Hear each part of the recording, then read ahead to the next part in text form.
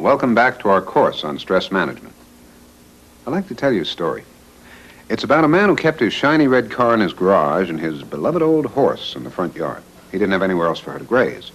Now, the problem was, every time the man drove the car out of the garage, his horse would go berserk at the sight of the color, bolt into his neighbor's garden and trample the flower beds.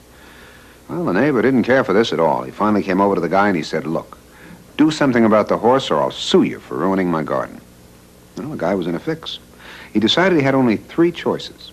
He could get rid of his horse, he could get rid of his car, or he could move to another neighborhood. Now, his decision, difficult though it was to sell his car because he realized how much he loved his horse and his house. Poor guy. He did have another option.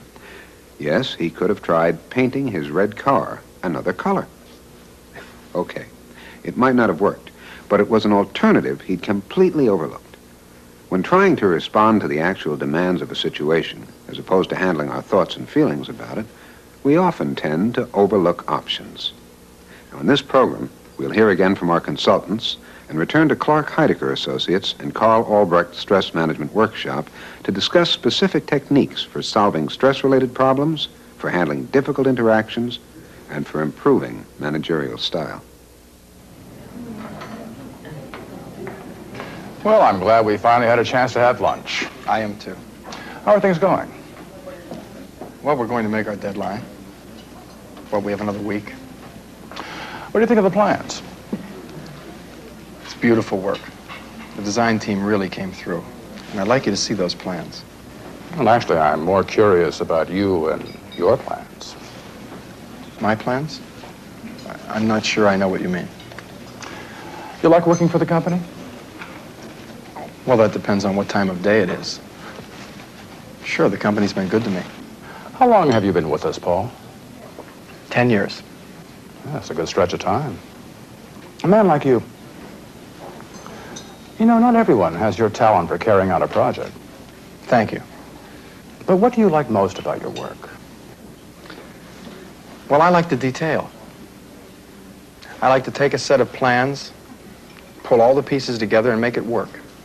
And the pace, does that suit you? Well, I never have time to worry about that. I'm always trying to keep up. That always interests me about people. What? How they approach their work. Focus. You know, you remind me of that fellow Rutledge. Rutledge?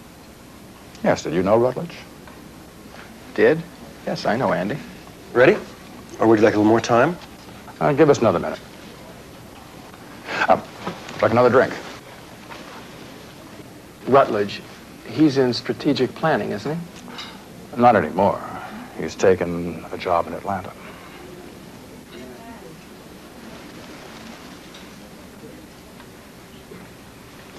He's a good man for detail. Yes, but he got distracted by it. Distracted. From the bigger picture.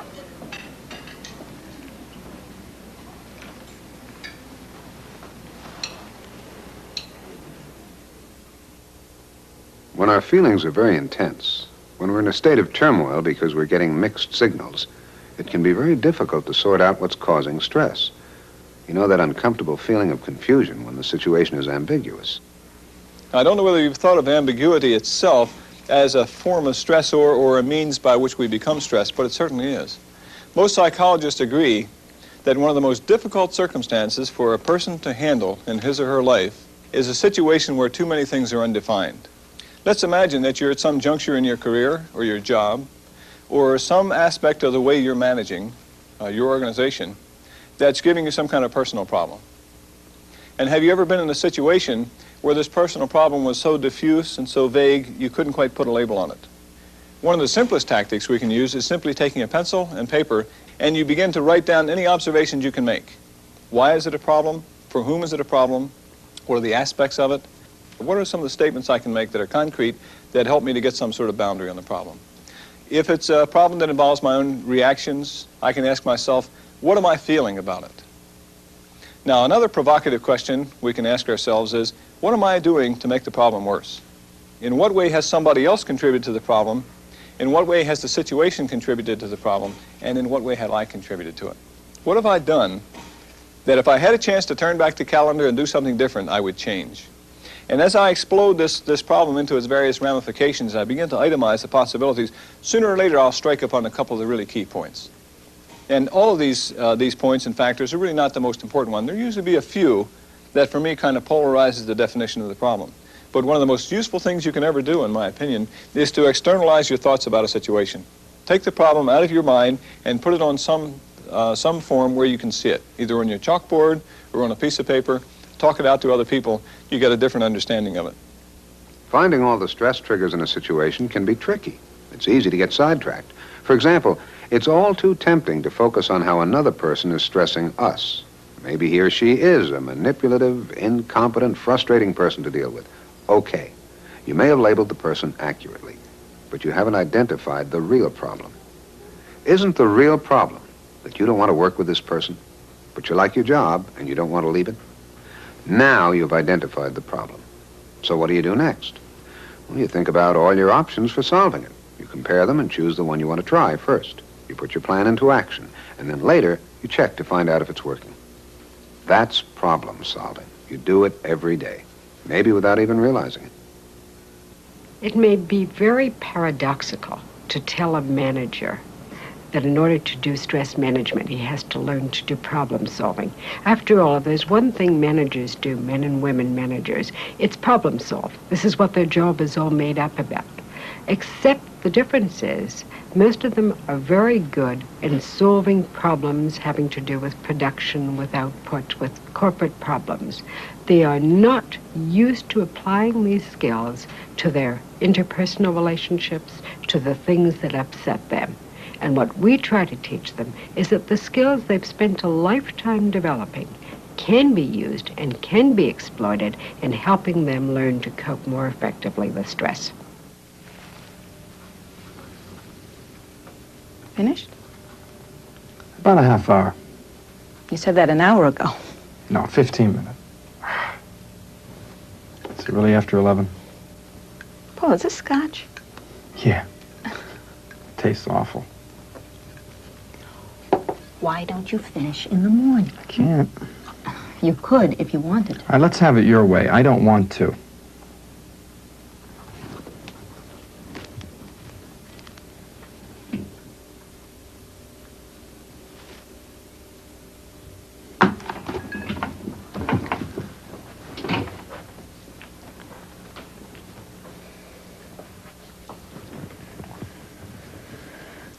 You know that Craig is watching every move I make? You know what that could mean to us? Us? I told you about my conversation with Craig. I thought you understood. I did But it understand. hasn't made you any less angry. I'm not angry. It's just You're that chronically angry, Emily. Don't you see that? there are reasons. And the reasons... There are a million reasons. You don't like me staying late at the office. All right, I'm working here at home. It's still no good. You're still working nights. If it's not working nights, it's staying too long in the shower. You don't like the way I'm talking to you on the phone. Anything I do, you're at me. You don't even like the way I pull up weeds. Maybe you should go out and do something for yourself. And what are you doing for yourself? That's it. Change the subject. Don't deal with the real issues. Isn't that the real issue, Paul? Isn't that what Craig was getting at?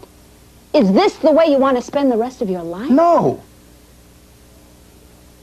Now, what do you want me to do? Quit my job?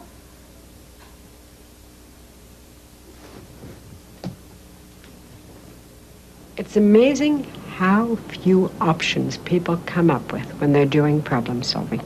They will give you usually an either-or solution. I either do this or I don't. And this is really black or white.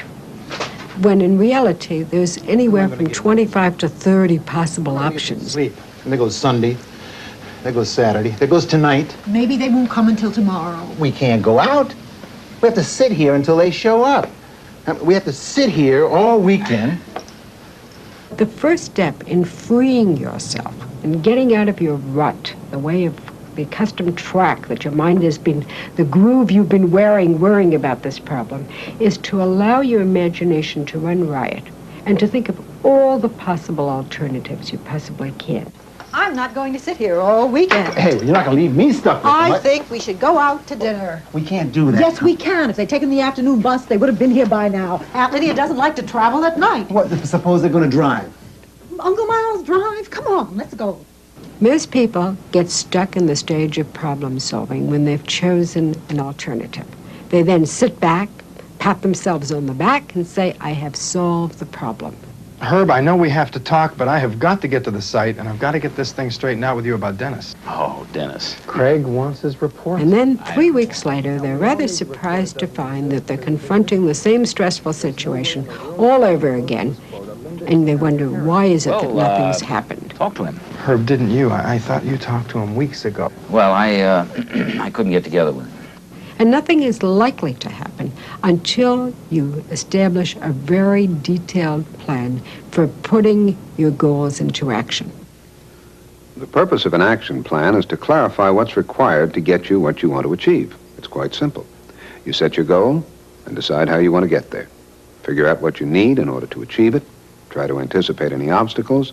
Decide what steps to begin with. And you give yourself a deadline.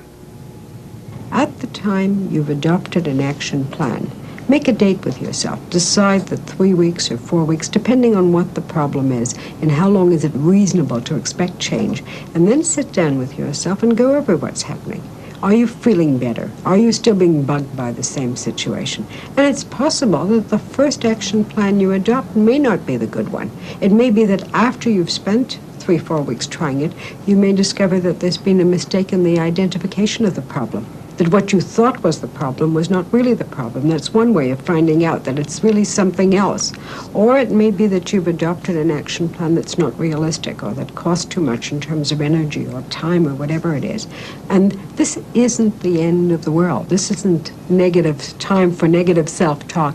Gee, I failed, or nothing ever works, or I should have known I can't change the situation.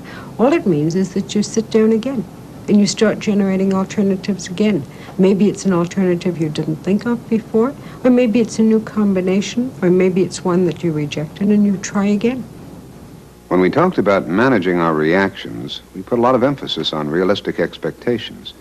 Expectations are important when we're trying to solve problems, too. Take options, for example. When you find yourself saying you have no alternatives, no options, what you really mean is you have no perfect alternative, no ideal option. Nothing you could do without a cost to yourself. Now, of course, if you're willing to pay a price, mightn't there be some alternatives?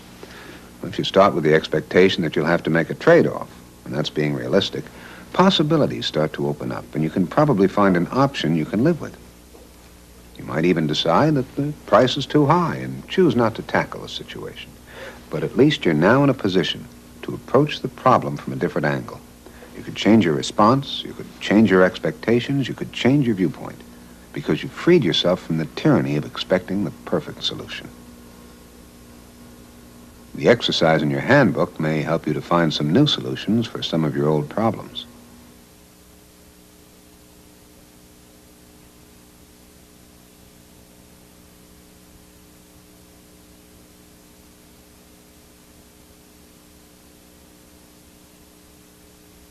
It's only human to want to resist partial or imperfect solutions, especially when we're dealing with personal problems. But as a manager, you negotiate, make trade-offs, reach compromises every day. And you know you can't please everyone all of the time. In order to do your job, you have to put a certain amount of stress on others by imposing deadlines, giving criticism, pressing for productivity. But sometimes we generate more stress for ourselves and others than we need to.